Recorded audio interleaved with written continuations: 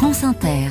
L'histoire du monde à 7h moins le quart. Anthony Bélanger, vous revenez donc sur les incendies qui ont ravagé l'île de Maui à Hawaï. Oui, c'est un des drames de l'été, un incendie qui a tué au moins 115 personnes. On évoque même le double parfois, brûlé des milliers d'hectares et détruit une ville entière, Lahaina, qui était un peu le cœur historique de cette île du Pacifique. Aujourd'hui, les médias s'efforcent de trouver les coupables. Alors, il y a eu d'abord le chef de la sécurité locale pour ne pas avoir déclenché les sirènes à temps, mais comme souvent, il faut prendre un peu de recul et chercher ailleurs et surtout plus loin dans le temps, comme par exemple dans la culture intensive qui s'est emparée de l'île avec l'annexion du royaume hawaïen par les États-Unis en 1898, ou encore le développement touristique plus récent, certes, mais qui pèse sur les besoins en eau de Maui. Bon, on commence par quoi alors ? Par l'herbe de Guinée, si vous le voulez bien. Une plante invasive introduite par les éleveurs parce que les vaches en raffolent. Aujourd'hui, elle couvre un quart de la surface de Hawaï. Cette herbe à vache est en fait le premier vrai coupable. Elle brûle remarquablement bien et surtout,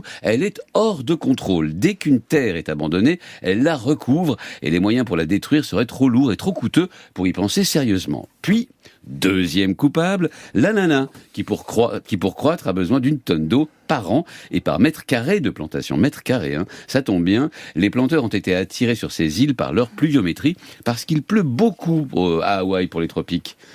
Et seulement voilà, il pleut certes bien assez pour soutenir une culture vivrière traditionnelle à base de taro, c'est un tubercule comestible comme les pommes de terre, d'arbres à pin et pour entretenir des étangs à poissons, mais jamais assez pour des cultures intensives d'exportation dites modernes. Donc ce que vous voulez dire, c'est que ces cultures ont épuisé les nappes phréatiques ? Elles les ont tellement surexploitées qu'il faudrait des décennies pour les reconstituer, mais aussi les eaux de surface récoltées grâce à d'immenses réservoirs.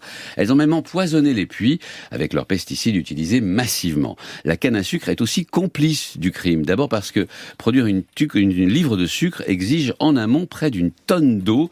Donc sa culture a participé à l'assèchement des ressources. Mais la dernière usine à sucre a fermé en 2016 sur l'archipel. Elle est donc coupable par procuration. Comme lorsque la culture de canne à sucre s'est arrêtée, elle a libéré des milliers d'hectares des terres qui sont retournées soit à l'état de friche, donc envahies par l'herbe de Guinée, soit ces terres ont été reprises en partie par pire consommateurs d'eau encore que ces cultures intensives, les complexes touristiques avec leurs gazons vert émeraude, leurs piscines impeccables et surtout leurs milliers de clients. Voilà notre troisième coupable. Sur Maui, sur les 20 plus gros consommateurs d'eau de Hawaï, 16 sont des complexes hôteliers. Or, on a manqué d'eau pour lutter contre ces incendies. Donc nous voilà devant un crime à trois, l'ananas, les hôtels trop gourmands en eau et l'herbe à vache. Anthony Bélanger et ses histoires du monde, c'est tous les matins dans le 5-7.